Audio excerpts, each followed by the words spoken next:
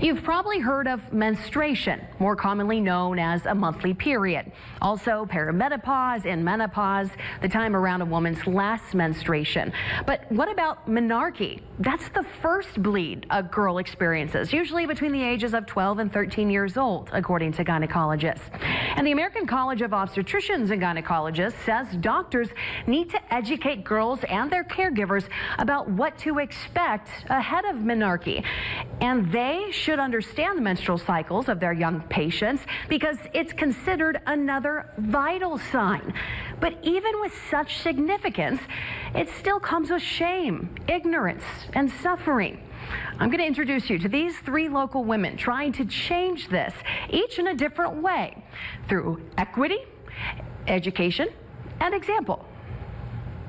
What if I bleed everywhere? What if my clothes have blood on them? And what if people make fun of me? The typical panic swirling through a girl's mind, getting her first period at school.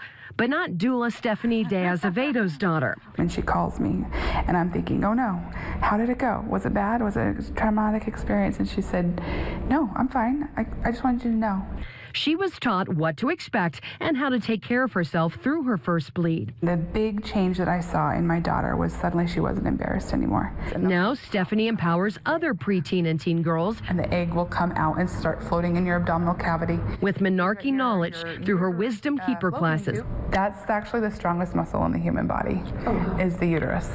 And it does things that affect your entire being. The period is just not the 6 days that you bleed. It's a cycle of a whole 28 days. And if you can be in tune with it, it actually flows a lot better. The classes teach girls as young as 9 how to do this with confidence and self-love, even when bleeding starts during class. There's no saying, not yet, not yet. A lot of the little schools, they have to go to the front desk. And you know what that's like. There's usually kids milling around and they have to ask for a pad or a tampon, and it's embarrassing. So for the past 2 years, Susan Thompson with the Southwest Boise, Idaho chapter of Days for Girls has been putting period products in 139 bathrooms in 48 schools. There's period poverty right in our own backyard. Research shows girls need 3 to 6 tampons or pads per bleeding day, a point of financial strain, she says. Idaho is the only state that has not addressed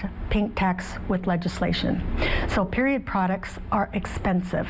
And stress, as girls can't focus on learning while worrying about leaking. We want to move up our education from one of the last to being a real place where girls and boys can get educated. After a 2023 state legislative rejection, Girls for Days plans to try again next year.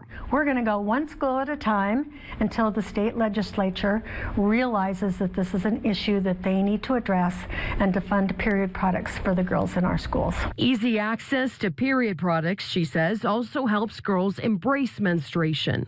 It's making them more confident. They talk about it more. This can start at home. When you are bleeding, are your kids seeing any of that? Are they seeing what period products you use? Are they hearing you talk about anything? Megan Doyle with Intuitive Womb says this kind of example and education like the Wisdom Keeper classes already have her young daughter ready. She's so excited to start her period, and she just feels confident and at ease about the whole thing, and I want that for everyone. She's holding on to this box of letters from loving women as a gift for her daughter that day. Welcoming her into womanhood and really framing it like a beautiful thing, like a rite of passage, because it really is that. A celebration of just the first in probably hundreds of bleeds, adding up to about 6 or 7 years of her life and impacting all the rest.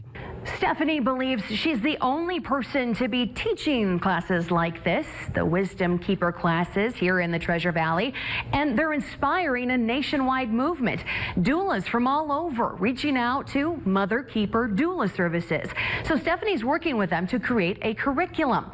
On our website, you can learn how to sign your girl up for those monthly classes. The next one is happening on the 20th. And you can learn how to help Susan put period products in 30 more Idaho schools and hear more from Megan about how to support the girls in your life. In studio, Janae Ryan.